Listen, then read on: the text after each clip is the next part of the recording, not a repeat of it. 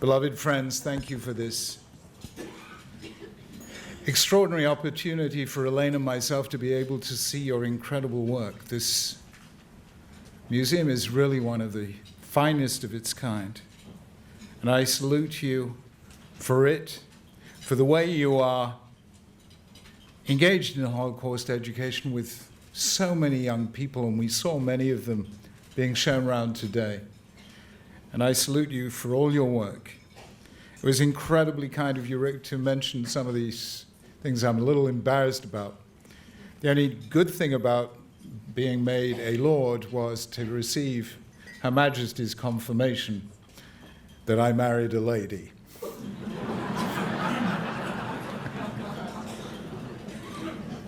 But I must say the knighthood was very nice, because my late mother, Alea Shalom, got to meet the Queen. Me, she wasn't interested in, but she got to Buckingham Palace. It was gewaldig. I had to tell you we had a minor diplomatic problem on that occasion, because when Her Majesty knights you, you know you have to kneel. And you know Jews do not kneel to anyone except the Almighty himself.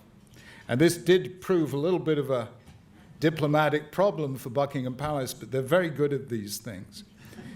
And what they did was they built a little sort of stand, a bit like this, so I could sort of lean on it several degrees from the vertical without actually kneeling. It was absolutely true, you know, and so we did it. They brought in this stand, and I leant on it, and Her Majesty put the ribbon around my neck, but I could see as I was leaning, she was looking a bit quizzical.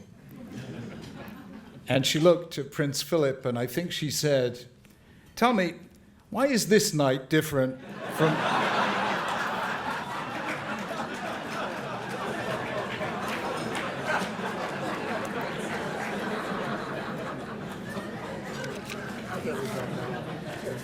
But I really must salute you for the incredible things you've achieved here in this building, and hopefully with this conference.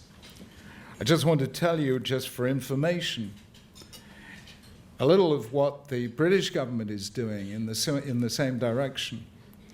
And for a number of years now, the government has been doing something that I don't think any other government in the world does. This was set up by Gordon Brown. The government pays for every single school in Britain to send 2 children and a teacher to Auschwitz, so that when it comes to January 27th, which is Holocaust Memorial Day nationally, every single school in Britain has a Holocaust memorial occasion, and they have children and a teacher who can speak from direct experience of what it was like to be there. Another thing that really moved me, I'll come to my subject in a moment, but it really moved me, and I want to share it with you, is that, you know, there's one big difference between the royal family and the Jewish people. The royal family are always on time. And the Queen always comes exactly on time and leaves exactly on time. And Elena and I were present at an occasion where she stayed 2 hours after her scheduled departure time, and her aides told me that this is the only time she has ever done this. The occasion was the 27th of January, 2005, the 60th anniversary of the liberation of Auschwitz. And she invited all the Holocaust survivors to a personal reception at St. James's Palace. And she made time for every single survivor to tell her their story. She didn't rush anyone. And one after another was coming up to me and saying, "Chief Rabbi, 60 years ago, we did not know if we would be alive tomorrow. And here we are talking to the Queen." And so I salute what the royal family have done.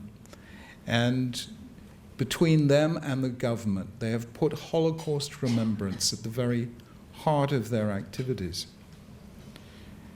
In 1999, Tony Blair asked me if we would like, as a Jewish community, a National Holocaust Memorial Day. And I said, for ourselves, we don't need it. We have Yom HaShoah, which is, I said, a grief observed. Every one of us is literally or metaphorically a survivor. And this is a private grief. But with the conditions that you take Holocaust Memorial Day to all the schools, and that you use it to frame other people's pain as well without diminishing from the centrality of the Holocaust. Yes, we agree. And so since 2000, we've done just that. Many years stay in the mind, but one in particular was fascinating. 2004, held it in Belfast.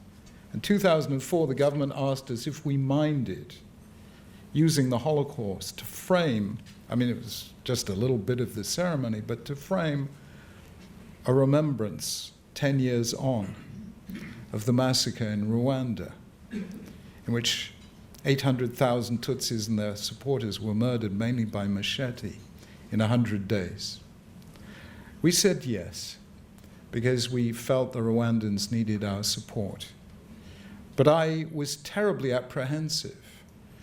You could not imagine a bigger culture gap and generation gap between octogenarian Middle European survivors and young Africans. I needn't have worried for one moment, because I discovered there is such a thing as a Freemasonry of suffering. One survivor recognizes another over all the barriers of age and color and race. 6 months later, the person who had been leading the operation to help the Rwandans, Mary Kayatesi, phoned me up and said, "Chief Rabbi, I must come and see you." She came over very excited, and she said, "For 10 years, I've been laboring in obscurity. Thanks to you, our work is now internationally recognized. I've just been made International Woman of the Year. The Queen has just invited me for tea in Buckingham Palace. And best of all, the government has just given me £12 million to build 3 AIDS clinics in Kigali, because the Hutus quite deliberately infected some of the survivors with AIDS. We helped her raise the money for the 4th AIDS clinic. She said, I couldn't have done any of this without the Jewish community.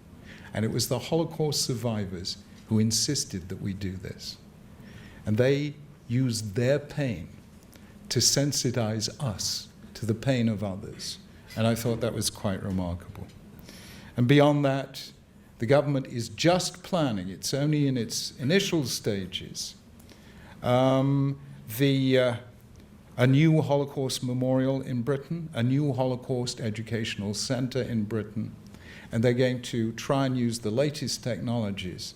And I've now just determined that I'm going to tell the government and this team that's building this new center to come here to Chicago to see some of the work that you've been doing, especially some of the cutting-edge technology, because you are leading the world at the moment.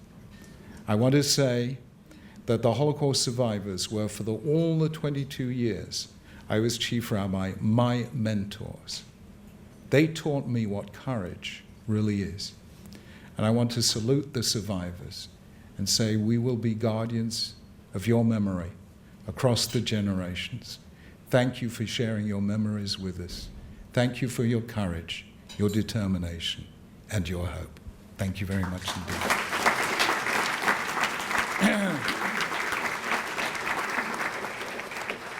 Friends, to be an anti-Semite, you need a very considerable sense of humor. I mean, according to the protocols of the elders of Zion, Jews control the banks, they control the media, they control the economy, they control the world. Little do they know that usually we can't even control a shul board meeting. But I do want to talk about today the sudden reappearance, or perhaps not so sudden, of anti-Semitism, the world's oldest hatred and its most dangerous, that has been reborn in our time. And that is why I wrote Dignity of Difference, which was published on the first anniversary of 9/11. And since then, I've been working on this deeper theological book, Not in God's Name, which is a direct confrontation with violence in the name of God. I have to admit, as an autobiographical note, that I never thought this story was our story, was the story of my contemporaries.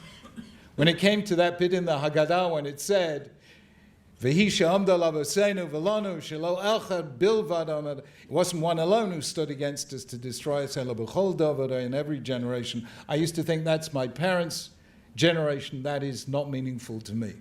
My late father, Oliver Sholem, who came from Kielce in Poland, where, as you know, they had a pogrom in 1946, 1 year after the end of the Holocaust. He always used to say, when the traffic lights went red, anti-Semitic traffic lights. So I knew, Dad, that's your thing. That's not my thing. And I was born in Britain. I grew up among non-Jews. I studied with them. I became a public figure in Britain. And not once in my life did I experience a single episode of anti-Semitism. So it was not until 2002, when our youngest daughter was a university student at London University, that she attended a rally, an anti-globalization rally, that quickly turned into a tirade, first against America, then against Israel, and then against Jews. And this 19-year-old young lady, a very courageous young lady, incidentally, came in late at night with tears in her eyes. And she said, Dad, they hate us. The English novelist Dame Rebecca West once said that having lived through what they have lived through, Jews have an unsurprisable soul. I discovered that evening in 2002 that my daughter should experience anti-Semitism in the 21st century in London. I discovered I have a surprisable soul. And I really believe that this is one of the great moral challenges, political challenges of our time. I was present at that meeting on the 27th of January 2000 when the leaders of all the European states gathered together in Stockholm and committed themselves to a platform of never again, of continuing Holocaust education and anti-racist legislation. And almost immediately, while this was being said, and said, I have to say in good faith, that while this was being said elsewhere, a new anti-Semitism was being born. Before I can explain the nature of this new anti-Semitism, I have to explain very simply what is anti-Semitism. Having studied it now for many years, I find it very hard to define what anti-Semitism is, because it is not a set of beliefs. It is a set of contradictions. In the 19th and early 20th centuries, Jews were hated because they were poor and because they were rich, because they were communist and because they were capitalist, because they kept to themselves and because they got everywhere. Because, said Voltaire, they believe in an ancient and superstitious faith. Because, said Stalin, they are rootless cosmopolitans who believe nothing. Anti-Semitism cannot be understood as a set of beliefs because those beliefs are self-contradictory. The best way of understanding it is to think of it as a virus. A virus is able to afflict the human body, so anti-Semitism is able to inflict and infect the body politic. The really interesting thing about viruses is this. The body has, as its most sophisticated of all mechanisms, something called the immune system, which is able to detect and defeat viruses. How then do viruses survive? The answer is by mutating. And that is what happened after the Holocaust. The virus of anti-Semitism mutated so that it was no longer recognizable as the old anti-Semitism. It is something new and different. And this is consequential because what the West did after the Holocaust was make the greatest attempt any civilization has ever made since Homo sapiens first set foot on Earth at creating an immune system so sophisticated that anti-Semitism would never be possible again. 50 years of Holocaust education, 50 years of anti-racist legislation, 50 years of interfaith dialogue, the most sophisticated immune system. And what happened is that anti-Semitism mutated, and the one that we have lived through is only the third or fourth mutation in more than 2,000 years of history.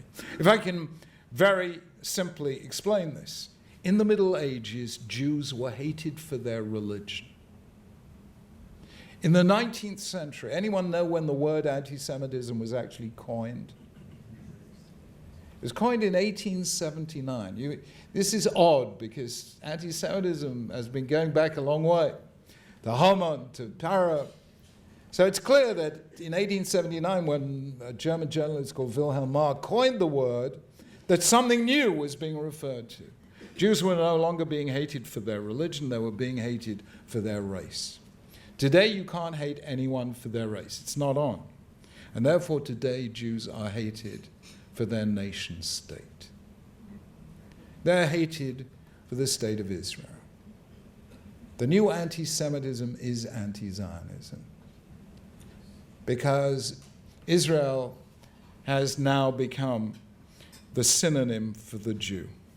Now, it is also fascinating that although it is very interesting, easy to hate, it is exceptionally difficult to justify hatred in public. You can't get up in public and just ask people to hate. It is so difficult to justify hatred that anti-Semitism has always had to have recourse to the highest source of authority in the culture at the time. In the Middle Ages, what was the highest source of authority? It was the church, and therefore religion, anti-Semitism took the form of religious anti-Judaism. That's what it was in the Middle Ages. In the 19th century, you could no longer look to the church as the highest form of authority. This was Europe of enlightenment, emancipation, the age of rationalism. What was the highest form of authority in the 19th century? It was science. And so the 19th century racial anti-Semitism was predicated on two disciplines that were believed at the time to be scientific disciplines, although now we can see they were pseudosciences, namely the so-called scientific study of race and something called social Darwinism. That the same process is at work in society as in biology, that the strong survive by eliminating the weak. After Hiroshima, after the factories of death, science was no longer the pristine source of authority it once was. So the question is, what is the highest source of authority in the post-Holocaust age? And the answer is, of course, human rights. That was the global response to the Holocaust, the Universal Declaration of Human Rights by the United Nations. And that is why today the new anti-Semitism has to be defended and justified in the language of human rights.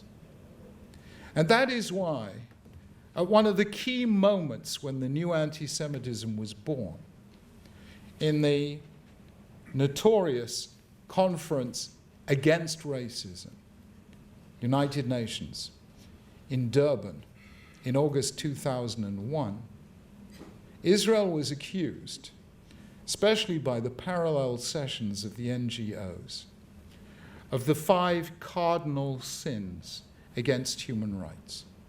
Israel was accused of racism, apartheid, crimes against humanity, ethnic cleansing, and attempted genocide. And believe it or not, these outrageous claims have sometimes persuaded otherwise intelligent minds. I can just share an experience with you. On January 27, 2003, we were taking Holocaust Memorial Day to Edinburgh, 7:30 in the evening. 6 o'clock in the evening, I go live on the BBC 6 o'clock news, their main early evening news program. So I'm thinking they're going to ask, why Edinburgh?